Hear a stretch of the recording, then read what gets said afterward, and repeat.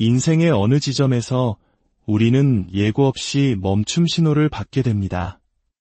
어제까지 질주하던 고속도로에서 갑자기 갓길에 차를 세워야 하는 순간, 특히 한평생 가족과 회사를 위해 앞만 보고 달려온 대한민국의 중년들에게 그 순간은 더욱 차갑고 막막하게 다가오곤 합니다. 오늘 이야기가 마음에 와닿으셨다면 구독과 좋아요로 저희의 여정에 동행해 주십시오. 여러분의 따뜻한 응원이 더 깊은 지혜를 나누는 힘이 됩니다. 이 이야기를 통해 많은 분들이 위로와 용기를 얻으시길 진심으로 기원합니다. 오늘 우리는 50대 중반, 회사의 임원으로서 남부럽지 않은 삶을 살다가 하루아침에 자신의 모든 것을 내려놓아야 했던 한 남자의 깊은 고백을 들어보려 합니다. 이것은 단순히 한 개인의 이야기가 아니라 이 시대를 살아가는 우리 모두 혹은 우리 아버지들의 이야기일지도 모릅니다. 2013년 12월의 마지막 날이었습니다. 저는 당시 몸담고 있던 회사의 사장님을 포함한 10여 명의 임원들과 함께 동반 사퇴를 해야 했습니다. 회사의 실적이 좀처럼 회복되지 않자 누군가는 책임을 져야 하는 분위기였죠. 글로벌 시장의 상황이나 산업의 큰 흐름 같은 거시적인 변수들은 고려되지 않았습니다.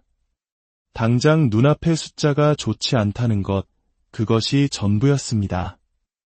그것이 바로 한국식 조직 문화의 냉정한 현실이기도 합니다.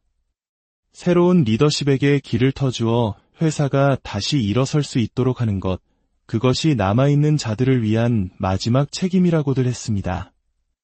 그렇게 수십 년을 바친 회사를 떠나게 되었습니다. 만약 신이 제게 시간을 되돌려 다시 그때 50대의 저로 돌아갈 기회를 준다면 어떨까요? 솔직히 말해 당시에 저는 실적이라는 숫자에 완전히 매몰되어 있었습니다. 실적이 나쁘면 정치적으로 공격당하고 자리에서 밀려날 것이라는 공포에 사로잡혀 있었죠. 제가 몸담았던 산업은 본래 시장의 등락이 매우 심한 곳입니다. 한번 하강 국면에 접어들면 10년 이상 침체를 겪다가 다시 상승기를 타는 그런 곳이죠. 현명한 경영자라면 하강기에 오히려 미래를 대비해 투자를 하고 지원을 아끼지 말아야 합니다. 하지만 당장 적자가 나니 모든 지원이 끊겼고 정작 시장이 살아날 때 우리는 날아오를 준비가 되어 있지 않았습니다. 만약 그때로 돌아간다면 저는 결코 실적에 연연하지 않을 겁니다. 있는 사실을 그대로 받아들이고 우리 회사가 나아가야 할 길에 대해 정말 소신껏 당당하게 이야기했을 겁니다. 이것은 잘못된 방향입니다. 앞으로 최소 3년은 고난의 행군을 각오해야 합니다. 하지만 이 시기를 잘 버텨내면 우리에게 기회가 올 것입니다. 라고 말입니다. 하지만 그러지 못했습니다. 그렇게 말하고 싶었지만 어딘가 모르게 당당하지 못했던 그때의 제 모습이 퇴직 후 몇 년이 지나도록 저를 괴롭혔습니다. 왜 나는 그렇게 당당하게 처신하지 못했을까? 그 후회와 자책감이 오랫동안 가슴을 짓눌렀습니다. 조직은 구성원이 소신껏 이야기할 수 있는 분위기를 만들어 주어야 합니다. 아무리 열심히 해도 지금 상황에서는 실적을 만회할 수 없습니다. 라는 솔직한 목소리를 낼 수 있어야 합니다. 하지만 당시 저는 마이너스가 될 수밖에 없는 운명을 어떻게든 플러스로 바꾸어 보겠다며 스스로에게 불가능한 최면을 걸고 있었습니다. 그게 아니라는 것을 알면서도 현실을 애써 외면하며 당당하지 못했던 겁니다. 사람이 한 회사에서 영원히 머물 수는 없습니다. 때가 되면 후배들을 위해 자리를 비워주어야 하는 것이 순리입니다. 어차피 떠나야 할 자리였다면 마지막 순간만큼은 제 신념을 당당하게 외치고 나왔어야 했는데 그 아쉬움이 지금도 남아 있습니다. 퇴직 후 저에게 가장 힘들었던 것은 무엇이었을까요? 그것은 바로 소비 습관을 줄이는 것이었습니다. 한 달에 700만 원에서 900만 원을 쓰던 생활을 하루아침에 바꾼다는 것은 상상 이상으로 어려운 일이었습니다. 당장 통장에 모아둔 돈이 있어 400, 500만 원은 쓸 수 있을지 몰라도 앞으로 다가올 기나긴 노후라는 겨울을 생각하면 허리띠를 졸라매야 했습니다. 저는 아내와 상의 끝에 한 달 생활비의 마지노선을 300만 원으로 정했습니다.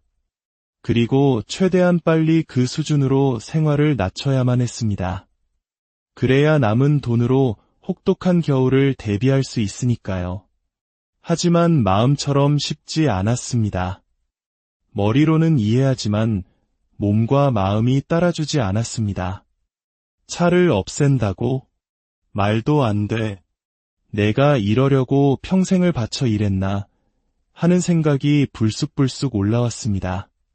제가 가장 좋아하던 골프를 그만두는 것은 더 큰 고통이었습니다.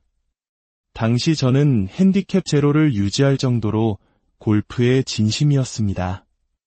이 나이에 비즈니스 관계를 유지하고 사람들과 어울리려면 적어도 이 정도 골프 실력은 갖추고 있어야 한다는 생각에 사로잡혀 있었죠. 자동차, 골프, 넓은 집, 이런 것들이 마치 제 자신인 것처럼 그것들을 놓아버리면 제 인생이 끝나는 것처럼 느껴졌습니다. 온갖 이유와 변명들이 저를 과거의 삶에 올감했습니다. 돌이켜보면 그것은 변화된 현실을 인정하지 않으려는 처절한 몸부림이었습니다. 매달 800만 원 넘게 쓰던 생활비를 300만 원으로 줄이기까지 저에게는 꼬박 2년이라는 시간이 걸렸습니다. 그 시간 동안 아내는 저를 아주 심각하게 관찰하기 시작했습니다. 퇴직 후 남편의 말과 행동, 표정 하나하나가 어떻게 변하는지를요. 갑작스러운 상황에 아내 역시 당황했지만 현실을 빨리 자각하는 것이 얼마나 중요한지를 깨닫고 있었던 겁니다. 어떤 사람들은 퇴직금으로 섣불리 사업에 뛰어듭니다. 식당을 차리거나 과거 경력을 믿고 비슷한 회사를 차리면 금방 성공할 것이라는 막연한 환상을 품는 거죠. 하지만 제가 아는 한 대부분은 더 큰 곤경에 처하고 맙니다. 저는 그런 투자를 하지 않고도 현실에 적응하는 데 2년이 걸렸지만 사업에 실패한 그들은 2에서 3년 안에 훨씬 더 심각한 상황에 내몰렸습니다. 결국 부부관계는 파탄나고 가족 전체가 불행의 늪으로 빠져들게 됩니다.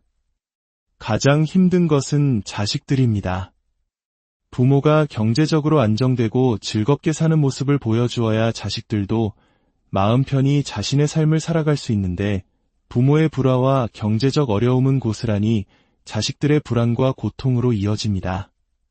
퇴직 후 저는 집에 머무는 시간이 압도적으로 많아졌습니다. 평생을 밖으로 돌며 주말에도 골프 약속으로 바빴던 남편이었습니다. 아침은 간단히 때우고 점심과 저녁 대부분을 밖에서 해결하던 사람이었죠. 그런 제가 하루 종일 집에 있게 되자 아내는 자신의 영역을 침범당했다고 느끼기 시작했습니다. 남편이 없을 땐 피곤하면 낮잠도 자고 자유롭게 생활할 수 있었는데 이제는 남편 눈치를 보게 된 겁니다. 삼시세끼 밥을 차려야 하는 부담도 생겼고요. 저희 부부에게는 한 번도 경험해보지 못한 새로운 상황이 펼쳐진 것입니다. 그렇게 2년의 시간이 흐른 뒤 저희 부부는 중요한 결단을 내렸습니다. 살고 있던 37평 아파트를 처분하고 작은 빌라로 이사하기로 한 것입니다. 그곳에서 3년을 살았습니다. 성공의 상징과도 같았던 아파트를 떠나 불편함을 감수하는 과정은 과거의 저를 내려놓고 새로운 현실을 온전히 받아들이는 의식이었습니다. 그 3년 덕분에 저희는 마이너스 지출을 막고 재정적으로 다시 안정을 찾을 수 있었습니다. 그리고 지금은 다시 예전과 같은 37평 아파트에서 살고 있습니다. 중요한 것은 부부가 함께 변화해야 한다는 것입니다. 남편은 절약하고 싶은데 아내가 과거의 소비 습관을 버리지 못하는 경우도 있고 반대로 아내는 현실을 직시하고 변화하려 하는데 남편이 체면 때문에 골프나 고급차를 포기하지 못하는 경우도 많습니다. 두 사람의 생각이 같지 않으면 그 가정은 결국 파국을 맞게 됩니다. 저의 경우는 아내가 먼저 변화의 필요성을 깨닫고 저를 이끌어 주었습니다. 저는 참 운이 좋은 사람이죠. 인생의 후반전, 예기치 못한 위기를 맞닥뜨렸을 때 가장 중요한 것은 현실을 정확하게 직시하는 눈, 그리고 그 현실을 함께 헤쳐나갈 배우자와의 깊은 신뢰와 소통입니다. 내가 혼자 결정할 수 있는 문제는 아무것도 없습니다. 최소한 아내와 남편과 함께 절약 모드로 전환해야 합니다. 그것을 모르는 사람은 없지만 실제로 실천하는 것은 또 다른 문제입니다.